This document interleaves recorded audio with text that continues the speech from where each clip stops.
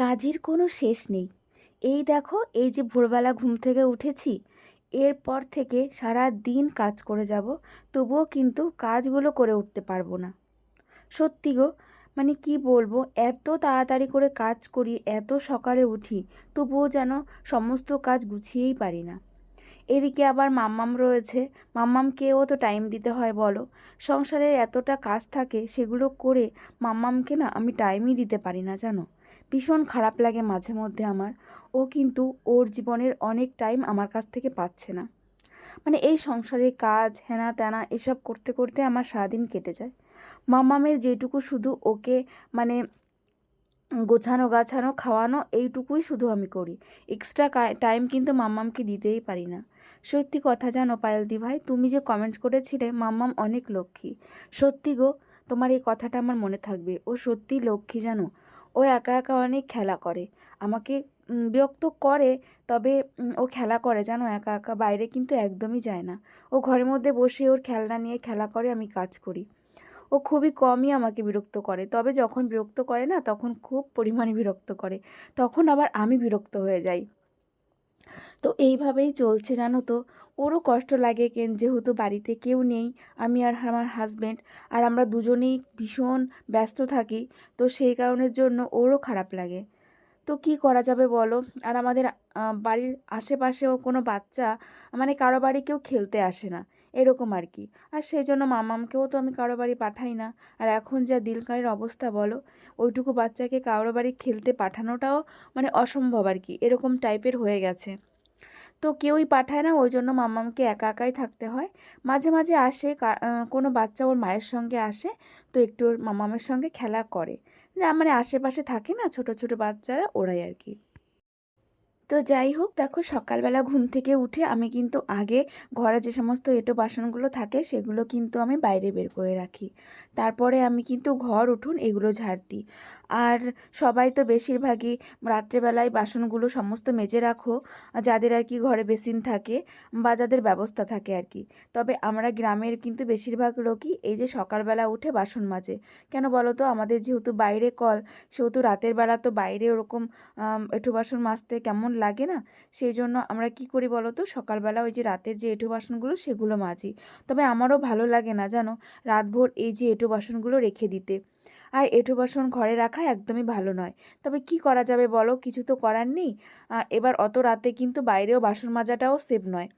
তো সেই জন্য আর রাতের বেলা ওরকম রিস্ক নিই না। যখন সকাল হয় তখনও কিন্তু আমি বাসনগুলো মেজে নিই। আর এই যে এখন উঠোনটা ঝাড় দিয়ে নিচ্ছি। উঠোন ঝাড় দিতে আমার কিন্তু অনেক টাইম লেগে যায়, যেহেতু আমার দেখো উঠোনটা তো বড় আছেই, তারপরে এই যে এই দিকটায়, তারপরে ওই দিকটায়, সামনের দিকটায় একটু একটু করে অনেক জায়গা রয়েছে, সেগুলোকেও কিন্তু ঝাড় দিয়ে পরিষ্কার করতে হয়। তাই উঠোন ঝাড় দিতে সকালে আমার অনেক টাইম লাগে।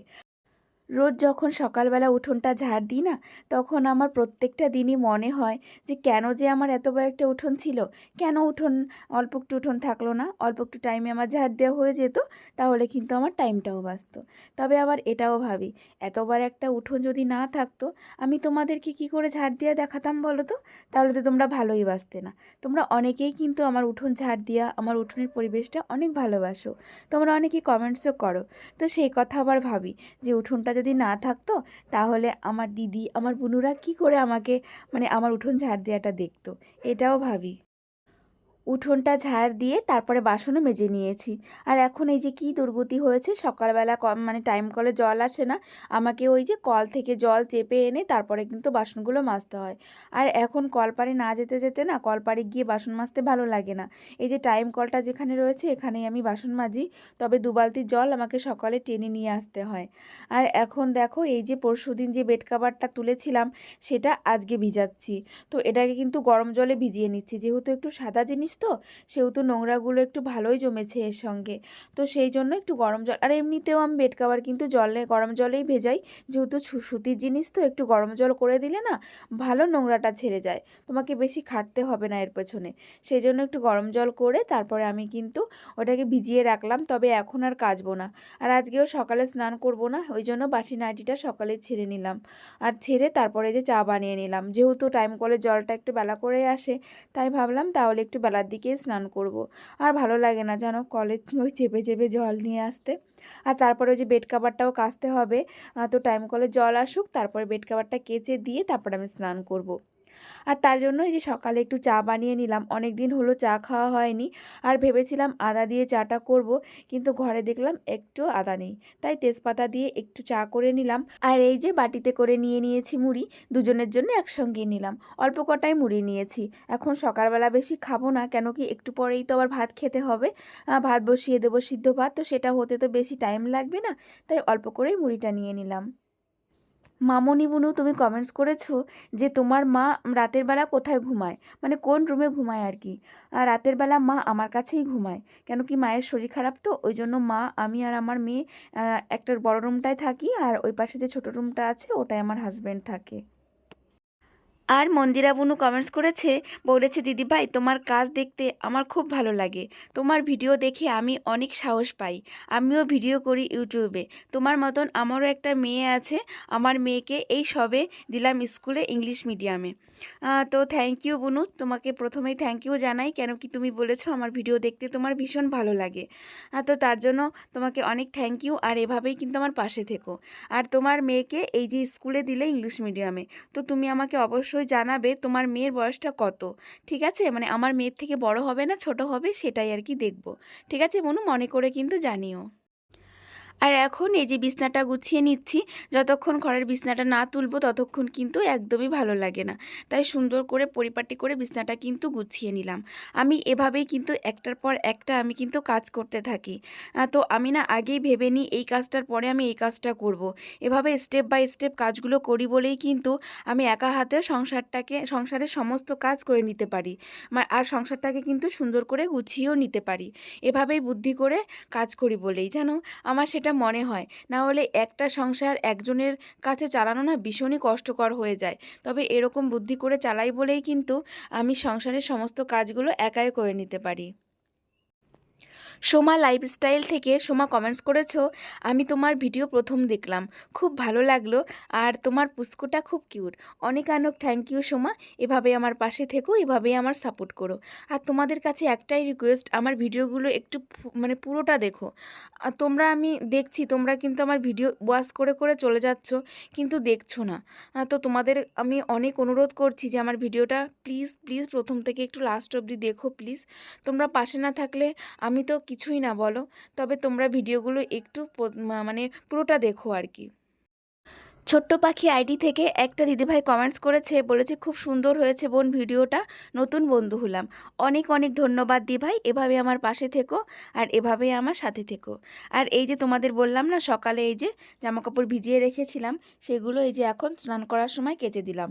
তো ভালোই হলো জানো, এখন স্নান করার আগে এগুলো কেচে তারপরে নিজেও স্নান করিয়ে দেবো। আর তোমরা দেখতে পাচ্ছিলে মাম্মাম কিন্তু ওই যে জানলার ধারে দাঁড়িয়েছিল, মানে বাইরে এত পরিমাণে রোদ এসেছে, ও মানে বাইরে আসতে কিন্তু সাহস পাচ্ছে না, ওই জন্য ওই যে জানলার ধারে দাঁড়িয়ে দাঁড়িয়ে আমাকে দেখছে। তবে যদি রোদটা না থাকতো না, ও ঠিক বাইরে চলে আসতো, আমি বাইরে এলেই কিন্তু মাম্মাম বাইরে চলে আসে। তো আজকে দেখছি আমি ওকে কিছুই বলিনি, তবে বাইরে রোদটা দেখেই হয়তো ও কিন্তু বাইরে আসেনি।